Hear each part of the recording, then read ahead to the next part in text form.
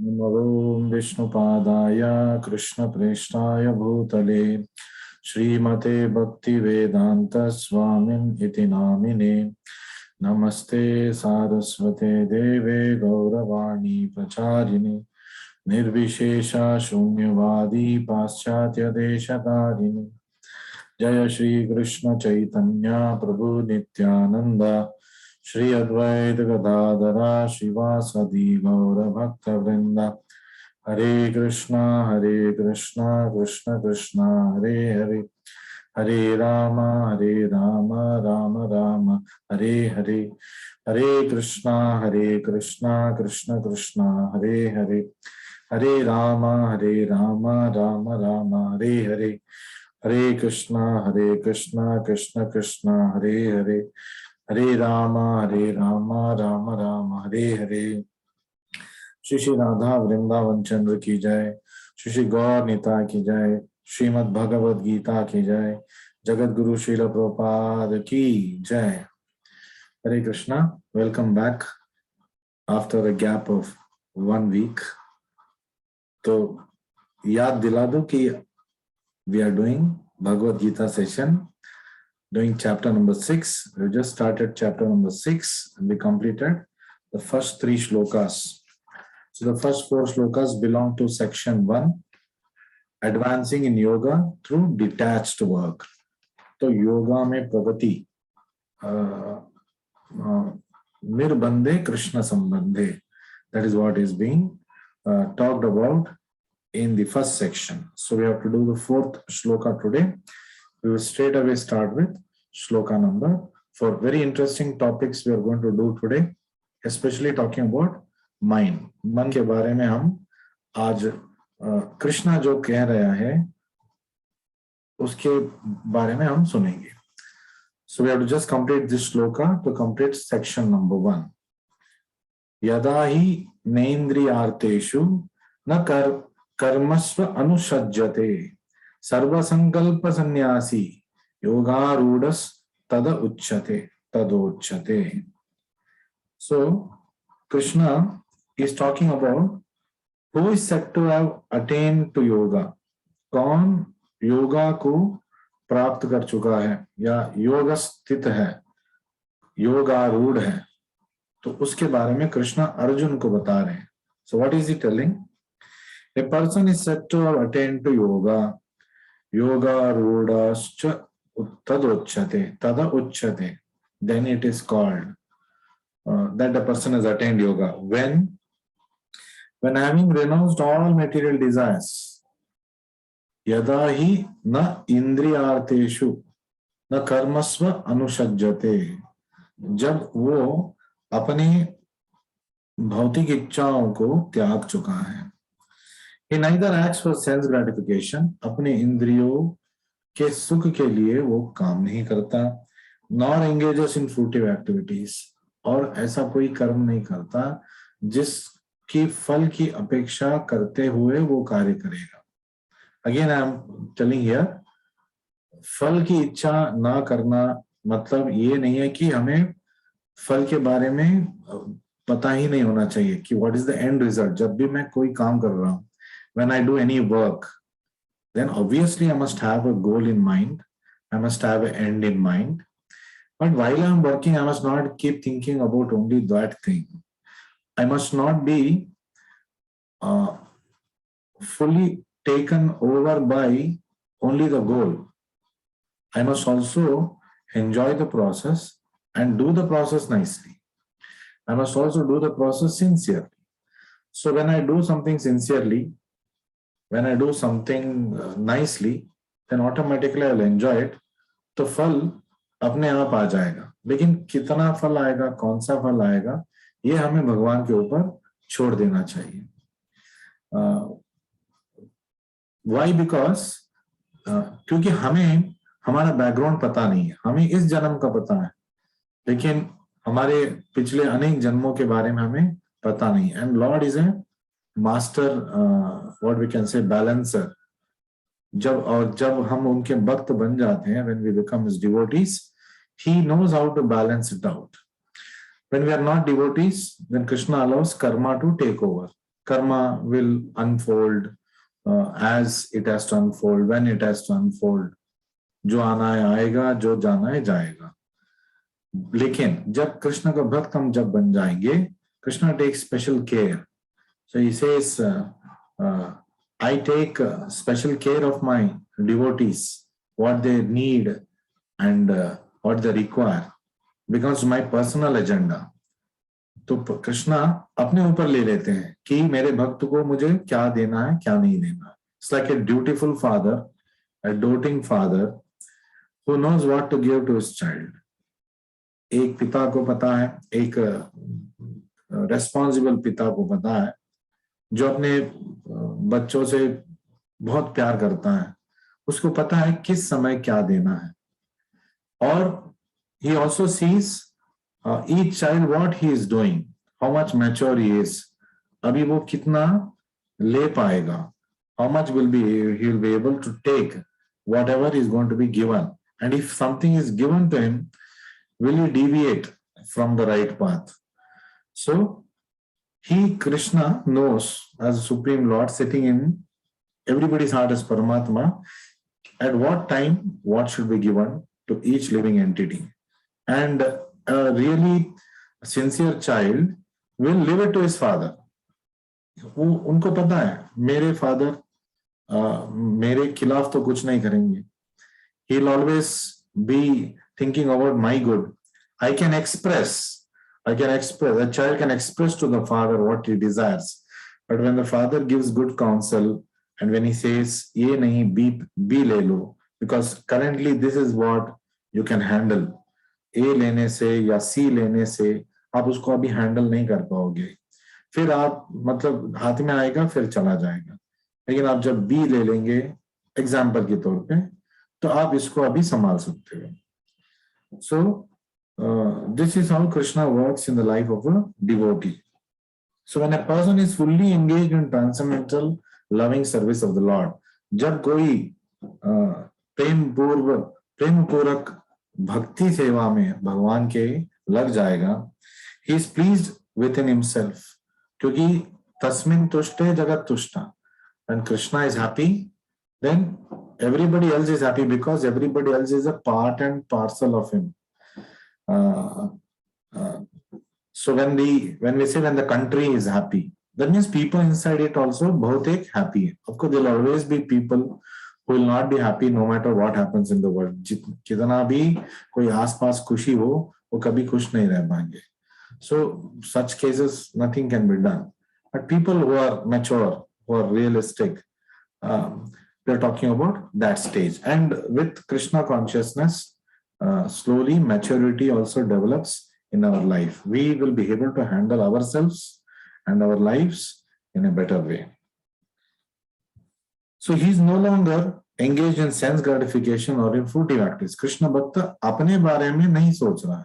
He is looking at a bigger picture. अपने बारे में नहीं सोच रहा मतलब he is not myopic in his view. वो केवल एक छोटा दृष्टिकोण लेके जिंदगी नहीं जी रहा है.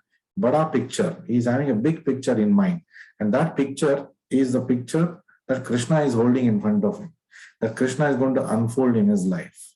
So that way, he can joyfully accept what comes in his life.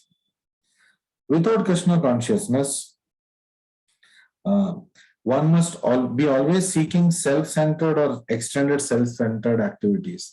तो अगर कोई कृष्ण भावनामृत में स्थित नहीं है, तो या तो सिर्फ वो सेल्फिशली अपने बारे में ही सोचेगा, या फिर थोड़ा एक्सटेंशन करेगा, मैं और मेरे फैमिली, और थोड़ा एक्सटेंशन कर सकता है मैं और मेरे फैमिली और मेरे कम्युनिटी, उससे ज्यादा एक्सटेंशन. ये ऑल दिस इज भौतिक मानसिकता. I, my family, my community, my state. Then I, my family, community, my state, my country. तो राष्ट्रवाद भी भौतिकवादी है, because it is an extension of myself. Why I love my country? Because it belongs to me. But Krishna भावनावत में जब स्थित होता है, विश्व मानव बन जाते हैं. We're not talking of केवल धरती पुत्र. We're not talking about the person who thinks only about the earth. He will think about the entire universe. Sarve jana sukino bhavantu means He's not simply thinking about people. He's thinking about all living entities. प्राणी पंछी हर एक के बारे में सोच रहा है. Not only on this planet, he's speaking of the entire Vishwa. क्यों why? Because everything belongs to God. So and everything is the property of God. Every living entity is also property of God. So it naturally develops love and respect for every living being. But it is discrete. Like in the sense, ठीक है, अब हमें समझ में आ गया कि a pig is also having परमात्मा inside the heart. तो इसका मतलब नहीं है, ये नहीं कि हाँ मुझे प्यार आ गया, मैं गटर में जो पिग है उसको जाके आलिंगन करूंगा. I will be away from it. I will not hate it. I know that it is a soul which has got trapped in the body of a pig अपने कर्मों की वजह से. So he will not wish bad for anything, but he will be discreet. शेर है सामने, उसको जाके गले नहीं लगाएगा, वो दूर ही रहेगा. लेकिन to be he be situated in a proper thought plane. So he knows that all this belongs to Krishna. So that is what it means. One who has no such realization must mechanically try to escape material desires. और कोई कृष्ण भावनामृत पे नहीं है तो mechanically he'll try to escape अपने भौतिक इच्छाओं को. But he will dovetail it to something else. काम करते करते थक गए तो हॉलिडे पे कहीं चले गए. Why do you think holiday the tourism is so popular? Because people are always looking to get away. अपनी परिस्थिति से कोई खुश नहीं है. Nobody is happy. किटपिट रहता ही है. कभी इसने कुछ कर दिया, कभी सीनियर ने कुछ कर दिया, कभी जूनियर ने कुछ कर दिया, कभी पीयर ने कुछ कर दिया, कभी घर में कुछ हो गया, कभी नेबर से कुछ हो गया. तो किटपिट तो चलता ही रहता. So people always want to escape the current reality. That's why holiday destinations, tourism is so popular, you know. And in the extension of that is all this, this what the adventure sports. अब ऋषिकेश आप देख लीजिए, ऋषिकेश एक पुण्य स्थल है, लेकिन आपको पता है वहां पे तो रिक्रिएशनल एक्टिविटीज पॉपुलर हो गया. लोग वहां जाते हैं और वहां पे राफ्टिंग, बोटिंग, पता नहीं क्या क्या एडवेंचर स्पोर्ट्स करते. ये उनका एस्केप टू रियलिटी है, एस्केप फ्रॉम रियलिटी है. उस जगह पे क्या करना चाहिए, बट वो धीरे धीरे क्या हो रहा है. सो इन कलियुग everything will get corrupted. So we should try our best to keep ourselves at the lotus feet of Krishna. As a human being, we have our emotional needs, we have our material requirements. So to that extent, we can go ahead and fulfill it, but it should not we should not indulge in it. You should always remember Krishna is the center of everything. So before being elevated to the top rung of the yoga ladder, वो बहुत भ्रमण करना पड़ेगा उसको. तो ब्रह्मांड भ्रमिते, चैतन्य महापुरुष telling, all jivas are इस ब्रह्मांड में भ्रमिते, घूम रहे, कभी इस देह में, कभी इस देह में, कभी इस योनि में, कभी उस योनि में. तो अपनी इच्छाओं के अनुसार उनको फिर दूसरा देह मिलता है, फिर तीसरा देह मिलता है. So as per his desires, he starts developing the blueprint for his next body. तो हम अगले जन्म में क्या बनेंगे उसका जो क्या फ्रेमवर्क इस जन्म में बन रहा है. हम एग्जाम में क्या लिखेंगे उसका आधार क्या है, हम आज जो क्या पढ़ रहे हैं, एग्जाम से पहले हम क्या पढ़ रहे हैं, that is what you will write in the exam. So ultimately exam में जो मैं लिखूंगा वो वही है जो मैंने सीखा एग्जाम से पहले.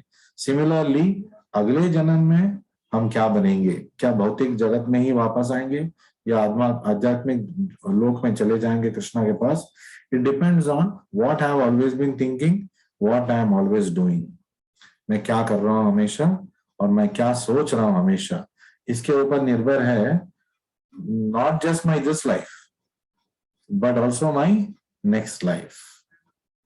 Especially एग्जाम में आप क्या लिखोगे, अंत काल में आप क्या सोचोगे, उससे ऊपर निर्भर है. तो somebody might tell it's very unfortunate then मैं जिंदगी भर अगर कृष्णा को जपा करता रहूं और अंत समय में कृष्णा को मैं याद नहीं कर पाया तो क्या मैं कृष्णा के पास नहीं जा पाऊंगा? So it is very unlikely that that is going to happen.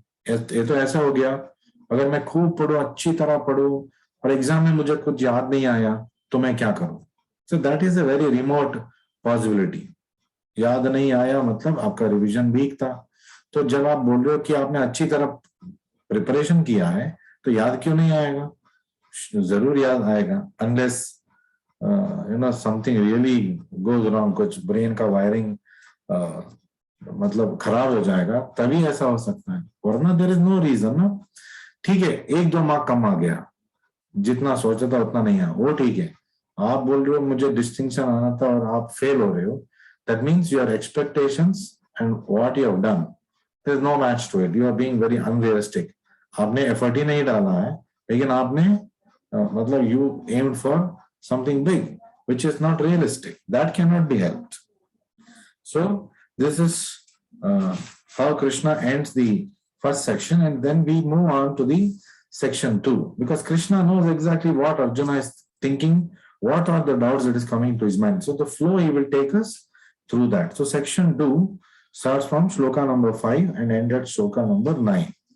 So in this section Krishna talks about yoga ruda stage, and the topmost stage of yoga. So in this stage he is talking about giving up work. तो पहले कर्म योग के बारे में बात किया 3rd chapter में, विथ वर्क। 4th चैप्टर में नॉलेज, दिव्य ज्ञान। 5th चैप्टर में दिव्य ज्ञान के अनुसार उसको फाउंडेशन बना के कर्म करना, action in Krishna consciousness. And in the 6th chapter is taking up from detached work in the first section. And now he is going to take us to a portion where it is summed up as giving up work and attaining the highest stage of yoga. And he is basically talking about mind here. So very nice shlokas. The next 2 shlokas talk about mind, how mind can make or break a person, how mind can be a friend of somebody and at the same time can also be an enemy. Just like a knife. A surgeon will use it to save somebody's life, operation करके, और एक डकैत किसी का जान लेने के लिए वही नाइफ यूज कर सकता है। दोष नाइफ का नहीं है, दोष जो यूज कर रहा है उसका माइंड सेट का है। That is the fault. So Krishna talks about mind is a friend or enemy in this shloka, in this and the next shloka. Uddharet atmanatmanam natmanam avasadayet atmaiva hi atmano bandhur atmaiva ripur atmanah. Bandhur, friend; ripur, enemy. So Krishna is telling here, Uddharet. Uddharet means one must deliver. हम अपने effort से अपने आप को उद्धार करना है अपने आप का, with effort. So and mind plays a very important role. Mind, intelligence and ego, the subtle body plays a very important role. A man must elevate himself by his own mind. अपने मन से, अपने मन को निग्रह में रखते हुए, you must be the master of your mind, not servant of your mind. If we are the master of the mind, then the mind becomes our friend. If we are the servant of the mind, it becomes our worst enemy. So Krishna is telling here, a man must elevate himself by his own mind. Uddharet atmana atmanam. Not degrade himself. Na atmanam avasadayet. तो मन को मतलब निग्रह न रखते हुए उसको इधर उधर भटकने के लिए छोड़ने से क्या हो जाएगा? The person will get degraded. Then the mind is the friend of the conditioned soul. आत्मैव ही आत्मनो बंधुर. इस शरीर के लिए ये मन ही फ्रेंड है, दोस्त है, बंधुर, और at the same time and his enemy as well. आत्मैव रिपुरात्मनः. So Krishna, you might think that ये क्या हो गया? अब मन दोस्त भी है और शत्रु भी है, कैसे हो गया? I give you the example of knife. Knife can be your friend when you use it properly. Knife can be your worst enemy when you don't use it properly or you misuse it. So the word Atma, तो इस श्लोका में कितने बार आत्मा आ रहा है? आत्मा, न आत्मानम, न आत्मानम, then आत्मैव, आत्मनो, आत्मैव, आत्मनः, और हर जगह depending on which place it is placed, Atma means body, mind and soul. Body it can also mean mind, it can also mean soul, depending upon different circumstances. तो संदर्भ के अनुसार आत्मा का मतलब देह भी हो सकता है, आत्मा का मतलब मन भी हो सकता है, आत्मा का मतलब हमारा सोल भी हो सकता है. So in the yoga system, the mind and the conditioned soul are especially important. तो योगा अभ्यास में मन the mind plays a very important role. मन का अहम भूमिका है. Since the mind is a central point of yoga practice, तो केंद्र है मन योगा अभ्यास में. आत्मा refers here to the mind. तो इस श्लोक में भौतिक आत्मा का मतलब mind है. But generally speaking, आत्मा का मतलब the soul है. The purpose of the yoga system is to control the mind and to draw it away from the attachment to sense objects. तो योगा का मकसद क्या है? What is the goal of yoga? To take the person away from sensorial kind of life to having a higher perspective in life. So, because mind is greater than the senses. Because mind can control the senses, but when the senses start controlling the mind, then it gets pulled away into doing wrong things. जैसे कि घोड़े का लगाम हमारे हाथ में होना चाहिए और घोड़े को हमें नियंत्रण में रखना है. अगर घोड़ा हमें नियंत्रण में रखेगा तो फिर that's not a correct situation. So that rope is meant for you to control the mind, not for the high horse to take you everywhere. It is stressed herein that the mind must be so trained that it can deliver the conditioned soul from the mire of naisance. तो आत्मा को हमें train करना चाहिए. So आत्मा को हमें अभ्यास दिलाना चाहिए और अभ्यास से उसको नियंत्रण में हमें रखना है. In the material existence, one is subjected to the influence of the mind and the senses. भौतिक जगत में इंद्रियों के अर्जस होते हैं और मन का अर्जस होता है. These are the two very powerful urges. Most of the materialistic people are driven by the senses and the mind. तो उनका पूरा जिंदगी मन को तृप्त करने में लगता है और इंद्रियों को तृप्त करने में लगता है. वो हायर पर्सपेक्टिव्स के बारे में सोचते ही नहीं है. So in fact, the pure soul is entangled in the material world because of the mind's ego, which desires to lord it over material nature. The mind, intelligence, and ego, they're all closely knitted. The mind should be controlled with intelligence, and intelligence must be in control of the real ego. Real ego हमारा क्या है? Our position as servants of Krishna. Krishna के दास, जो हमारा संविधानिक स्थिति है, उस स्थिति में रह के हमें अपने बुद्धि से मन को नियंत्रण में रखना है और मन के माध्यम से हमें इंद्रियों का नियंत्रण रखना है. No, Krishna is not telling you should not enjoy. कहीं पे भी भगवत गीता में या असली गुरु आपको ये नहीं बोलेगा कि आपको एंजॉय नहीं करना है. बस आपको पता होना चाहिए कि what is real enjoyment. So continue further, the mind should be trained so that it will not get attracted by the glitter of metal nature. जो चमक रही है उसके पीछे नहीं भागना है. I am not, because all that glitters is not gold. ये सब कहावत कहाँ से आ रहा है? We are learning all this proverb. School में हमने सीखा. आपको लगता है ये कोई इंग्लिश मैन ने किया है? ये सब भगवत गीता से लिया हुआ है, हमारे वेद शास्त्रों में लिया गया है. वेद शास्त्र का सारांश है भगवत गीता. तो भगवत गीता में ऐसे कुछ है ही नहीं जो आपको दूसरे ग्रंथ में जो है वो नहीं मिलेगा. So in the starting itself it talked about the specific standard of Bhagavad Gita. Specific standard of Bhagavad Gita क्या है? Whatever is there in all other literature, it is there in this book. आपको हर चीज मिलेगा इसमें. And in 700 slokas, that is the magic of Lord. And What is not there in any other book in this Srishti, it is there in Bhagavad Gita. तो ये इसका standard है.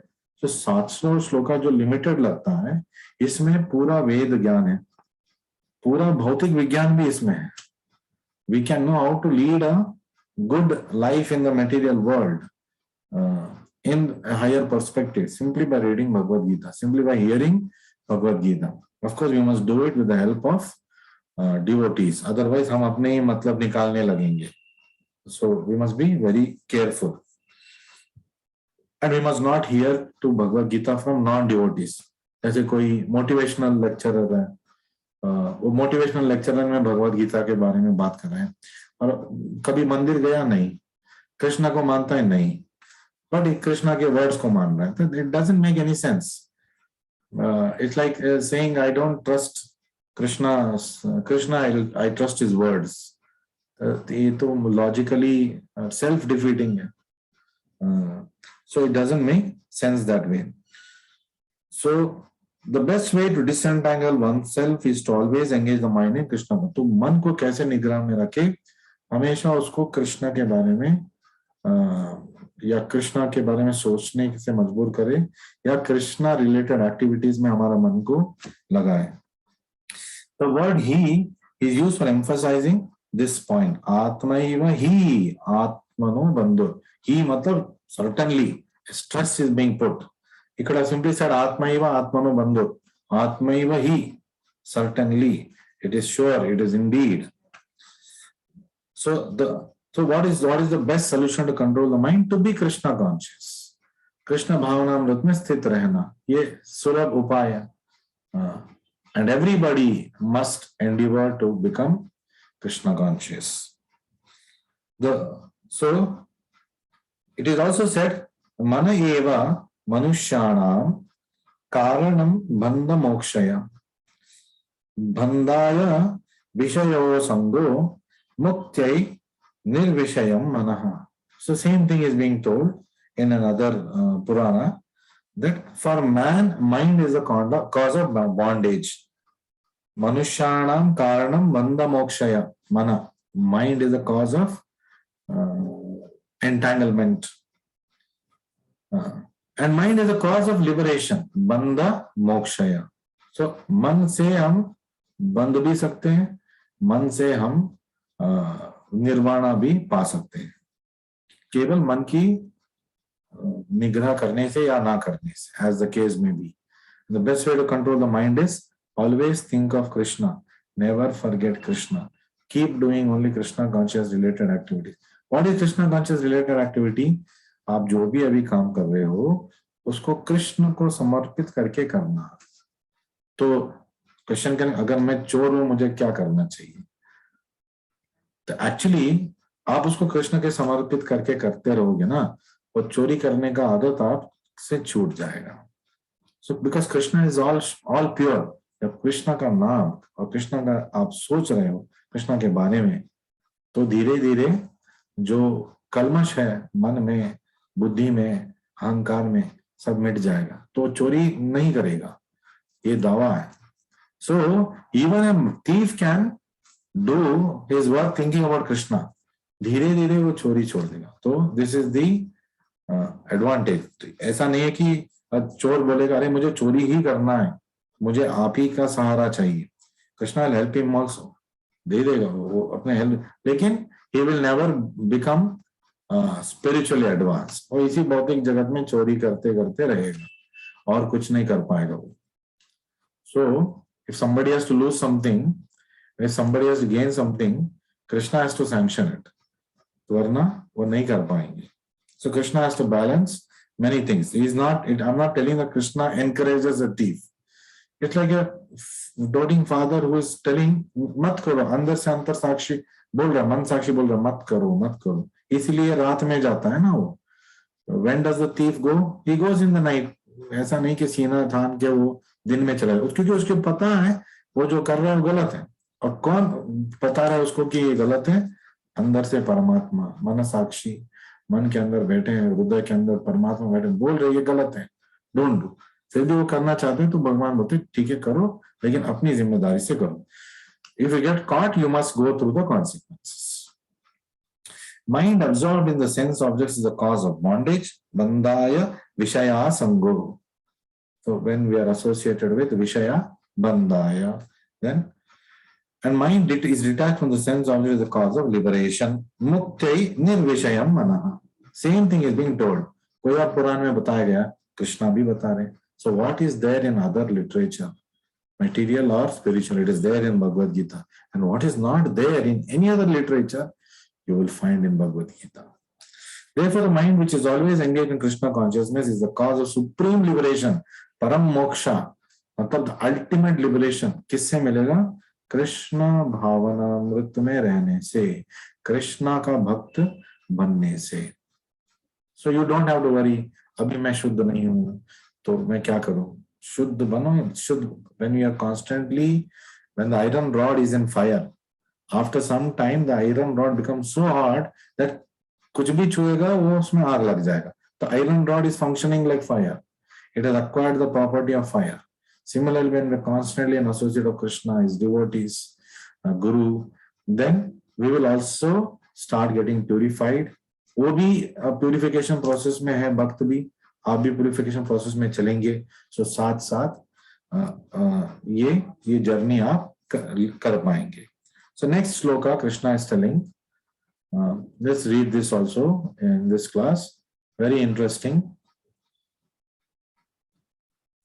बंधुर आत्मात्मनस्तस्य येनात्मैवात्मन जितः अनात्मनस्तु शत्रुत्वे वर्तेतात्मैव शत्रुवत्. Again here two things are coming, bandhur, shatru.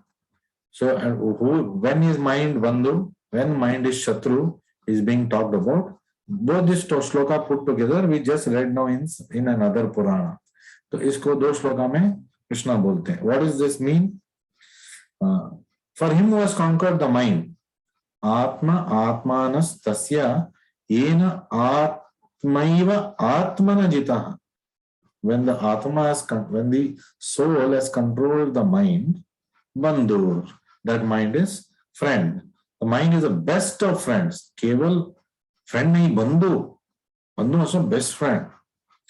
But for one who has failed to do so, anatmanastu, तो उसका क्या होगा? शत्रुत्वे वर्तेता आत्मैव शत्रुवत्. तो क्या हो जाता है? उसका मन उसका परम शत्रु बन जाता है. His very mind will become his greatest enemy.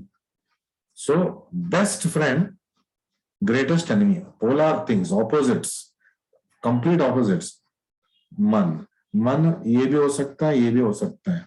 तो इसको नियंत्रण में रखना है तो सुलभ उपाय है, माला उठाइए, हरे कृष्ण मंत्र जपा कीजिए और धीरे धीरे 16 माला तक आप पहुंचिए. बिकॉज आपका गुरु शीला प्रभुपाद ने आदेश दिया 16 माला करो, माया आपको अटैक नहीं करेगी.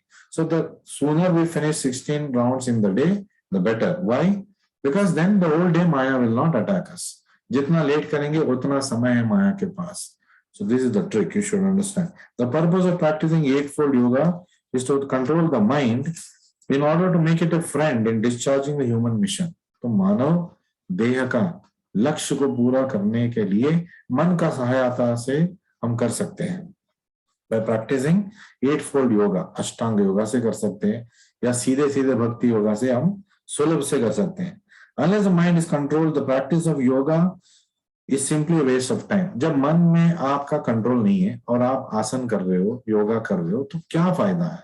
By bending the body in gymnastic positions, and the whole idea is to then go to the next level of controlling the mind. अगर आप वो नहीं कर रहे हो तो yoga is simply going to become a physical exercise. I'm not saying you should not do it. Physical exercise भी ठीक है, लेकिन उससे ज्यादा आपको उससे कुछ अपेक्षा नहीं रखना चाहिए.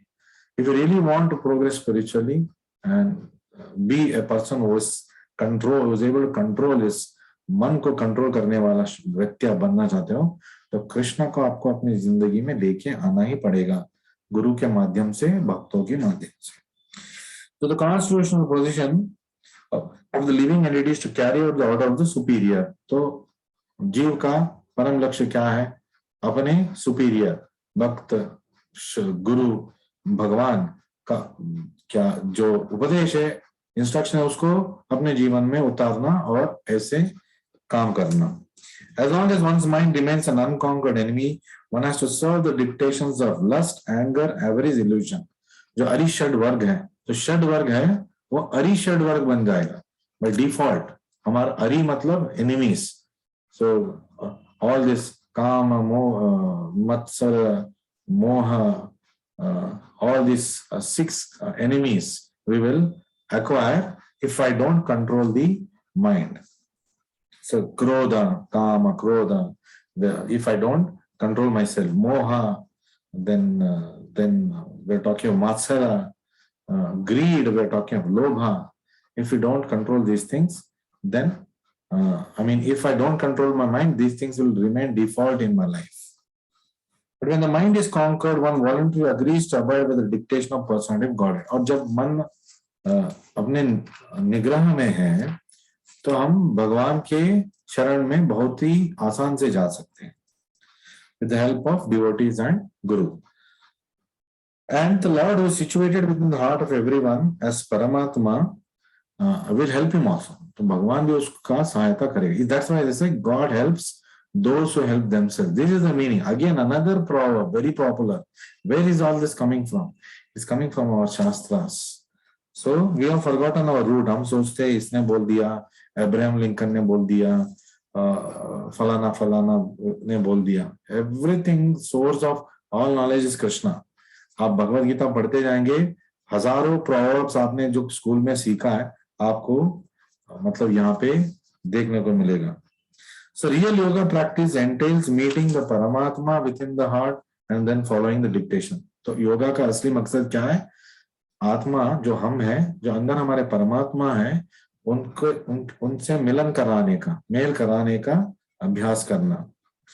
So for one who takes to Krishna consciousness directly, perfect surrender to dictation of the Lord follows automatically. तो अष्टांग योगा, ये योगा, फलाना फलाना योगा करके फिर जब भक्ति योगा के स्तर पे आना है, अब हमें गुरु के मतलब हेल्प से सीधे भक्ति योगा मिल रहा है, तो why should I घूम फिर के क्यों आना है मुझे? And I can go in a straight line and achieve it as early as possible. Why should I go and do anything else? Straight away start with bhakti yoga. That is what Prabhupada is trying to capture from the purport, and that's exactly what Krishna is trying to tell us. मेरे शरण में आओ तो आपका अहंकार, बुद्धि, मन, इंद्रिय, आपकी जिंदगी सब मेरे नियंत्रण में रहेगा. And I am all pure. तो मैं जो भी करूंगा आपके कल्याण के लिए करूंगा. So spiritual weakness is tougher to detect than physical weakness. तो फिजिकल वीकनेस तो डिटेक्ट हो ही जाता है, लेकिन spiritual weakness is very difficult because we cannot acknowledge it. उसका कोई स्पेसिफिक सिम्टम्स नहीं होता है. एक अज्ञानी को पता नहीं है कि वो अज्ञानी है, तो वो डॉक्टर के पास नहीं जा पाएगा, स्पिरिचुअल डॉक्टर के पास. So just come to the end of our time. Anytime we are going to log off. So wisdom without application cannot make us wise. हम सब जानते हैं, भगवत गीता हम जानते हैं, लेकिन उसके एप्लीकेशन हम नहीं कर रहे, तो we cannot become wise. बुद्धिमान नहीं बन सकते. बुद्धिमान वही है जो प्रैक्टिकली चीजों को करता है, not just theoretically ब्रेन में रखता है. That person is wise. तो माइंड एक डबल एजेंट है, बंधु भी है और रिपु भी है, शत्रु भी है. ये हमने सीखा आज. Thank you very much for joining me. We will meet again tomorrow with continuation of this section. Hare Krishna, Hare Krishna.